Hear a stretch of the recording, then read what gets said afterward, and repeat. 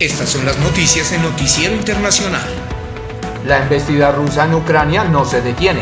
Las tropas de Putin mantienen intensos combates en los alrededores de Kiev y en otras ciudades del norte y sur de Ucrania. El gobierno de Zelensky lucha por retener el control de Kharkov en el norte y en el puerto de Mariupol en el sur. La arremetida también se intensifica a las afueras de la capital. Kiev y Moscú cruzan acusaciones por ataque a la central nuclear de Zaporilla en la ciudad de Irpin, en las afueras de la ciudad de Kiev. La ofensiva rusa se siente con fuerza. Imágenes satelitales en 3D dan cuenta de la batería de tanques rusos que mantienen su curso hacia la capital, a la que intenta acercar en medio de la fuerte resistencia que han encontrado de los uniformados ucranianos, que no solo retienen el control del corazón del país, también de Kharkov en el norte, y luchan para no perder el control de la ciudad portuaria de Mariupol en el sur. Intensos enfrentamientos que se dieron el viernes, día en el que el presidente Zelensky aseguró que Rusia recurrió al terrorismo nuclear tras el ataque a la central de Zaporilla, la más grande de Europa, un ataque que para el Kremlin tiene otro origen: saboteadores ucranianos. Por fortuna,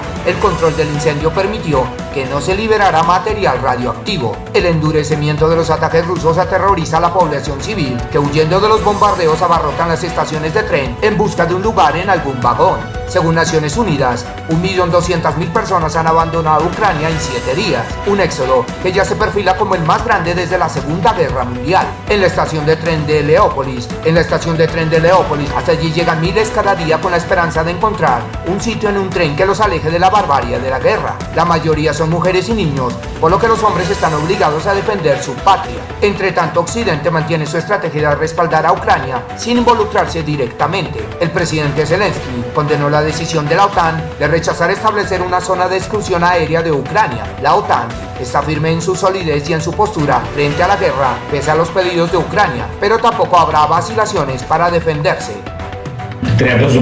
Necesitamos detener al ejército ruso. Ucrania tiene 15 unidades nucleares. Si hay una explosión, es el fin del mundo.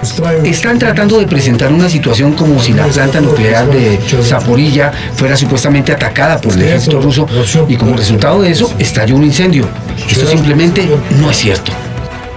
Desde la distancia, la presión diplomática no cesa a las potencias con asiento en el Consejo de Seguridad de la ONU. Arremetieron contra el bombardeo efectuado por Rusia contra la central nuclear de Zaporilla, calificándolo como ilegal e irresponsable. A su vez, el Consejo de Derechos Humanos de la ONU aprobó el nombramiento de una comisión para que investigue violación de derechos humanos de Rusia en Ucrania. En la Casa Blanca, Joe Biden recibió al presidente de Finlandia, cuyo país comparte más de 1.300 kilómetros de frontera con Rusia, al tiempo que estudia la posibilidad de prohibir la importación de petróleo de Rusia. La Casa Blanca se resiste a prohibir esas importaciones para no seguir disparando el precio de la gasolina, que desde el inicio de la invasión rusa ha aumentado en 29 centavos de dólar por galón. Entre tanto, Rusia tiene por supuesto su propia versión de la guerra, una versión muy difícil de creer, confrontadas con las noticias e imágenes que salen desde Ucrania. El presidente Putin sigue negando haber atacado grandes ciudades. También anunció que no tiene intenciones inamistosas con los países vecinos, y a la par con el llamado, estampaba su firma en 2 leyes aprobadas por el Duma,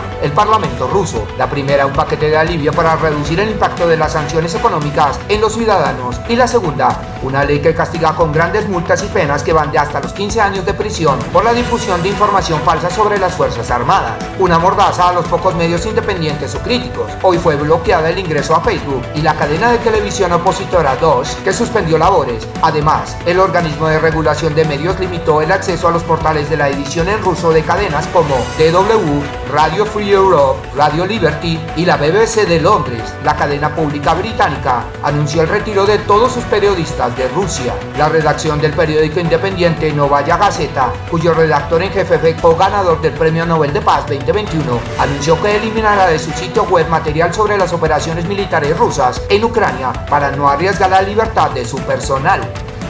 Los respaldos a Ucrania vienen desde distintas partes del mundo. La reina Leticia de España utilizó públicamente la soroshka, la camisa tradicional ucraniana. Leticia dio un mensaje de apoyo a Ucrania, rompiendo la tradicional neutralidad real. El rey Felipe también se ha pronunciado condenando la guerra en Ucrania. Hemos dejado claro que no vamos a entrar en Ucrania ni en tierra ni en el espacio aéreo ucraniano y por supuesto la única forma de implementar una zona de exclusión aérea es enviar aviones de combate de la OTAN a Ucrania. Si el conflicto viene, nosotros estamos preparados para ello y defenderemos cada centímetro del territorio de la OTAN. Al mismo tiempo, como dijo el secretario general, nos estamos preparando para el futuro de la OTAN. Incluso en medio de una invasión ilegal a Ucrania, Rusia debe pelear lejos y proteger la integridad y seguridad de instalaciones nucleares. No hay malas intenciones hacia nuestros vecinos, como hemos dicho, y también les aconsejaría que no escalen la situación, que no introduzcan restricciones. Creo que todos deberían considerar la normalización de las relaciones y cooperar normalmente y normalizar las relaciones. Espere más noticias en Noticiero Internacional. Suscríbete a Noticiero Internacional y activa la campana de notificaciones para que no te pierdas las últimas noticias.